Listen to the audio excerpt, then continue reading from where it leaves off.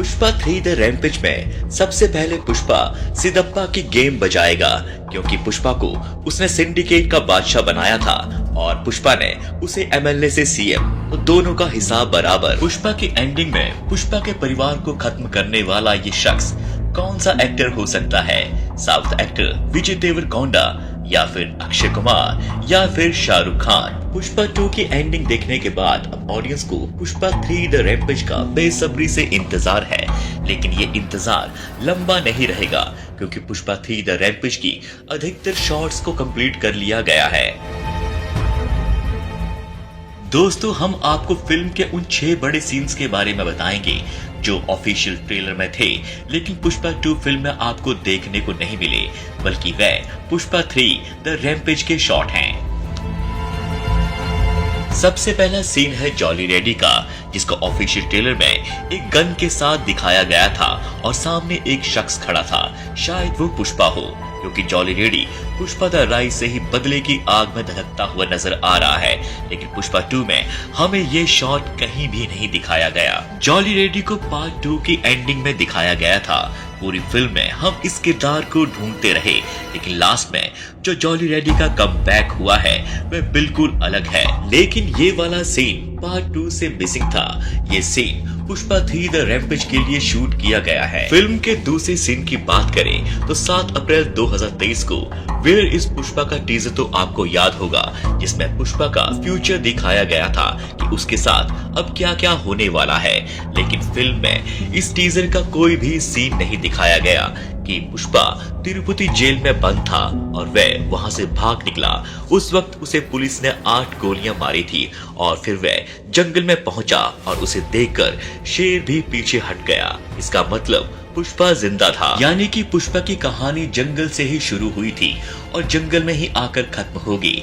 इस टीजर में दिखाए गए शॉट्स पुष्पा 2 के लिए नहीं, बल्कि पुष्पा 3 द रैम्पेज के लिए शूट किए गए हैं। पुष्पा 2 के ऑफिशियल ट्रेलर में ये स्मोकिंग वाला सीन तो आपको याद होगा, जो देखने में नॉर्मल लगता है, बट साइड में खड़े हुए बॉडीगार्ड्स बता रहे हैं कि पुष्पा अब सरकार का हिस्सा बनने वाला है, क्योंकि लोग उसे बहुत ज्यादा प्यार करते हैं, क्योंकि सिदप्पा उसे धोखा दे चुका है। अब ध्यान से देखोगे दोनों सीन्स में इस शर्ट को नोटिस किया। इस दूसरे सीन वेयर इज पुष्पा में जब पुष्पा को 8 गोलियां लगी थी, तब पुलिस वाला इसी शर्ट को दिखा रहा है। इस शर्ट को इस स्मोकिंग वाले सीन में भी पुष्पा ने पहना हुआ है। पुष्पा 3 द रैम्पेज में पुष्पा के साथ कुछ ऐसा तो होने वाला है, जिसकी वजह से पुष्पा जेल पहुंच जाएगा और जेल से भागकर जंगल, क्योंकि द रैम्पेज का मतलब होता है क्रोध, और पुष्पा का वायलेंट बिहेवियर हमें रैम्पेज में देखने को मिलने वाला है। अगर अगले सीन की बात करें तो ऑफिशियल ट्रेलर में एक जापानीज डील दिखाई गई थी, जिसमें पुष्पा जापान के लोगों के साथ बैठा हुआ था और उसके हाथ में एक फटा हुआ नोट था। फिल्म के शुरुआत में ही जब पुष्पा की मुठभेड़ जापानीज के साथ होती है, तब उनका बॉस हिरोशी उसे गोली मार देता है और पुष्पा पानी में गिर जाता है। लेकिन पानी से निकलने वाला सीन सिर्फ ऑफिशियल ट्रेलर में था, ना कि फिल्म में। समंदर से पुष्पा का निकलना और उसके बाद जापानीज के साथ डील करना, ये सारे शॉट्स पुष्पा 3 के लिए शूट किए गए हैं।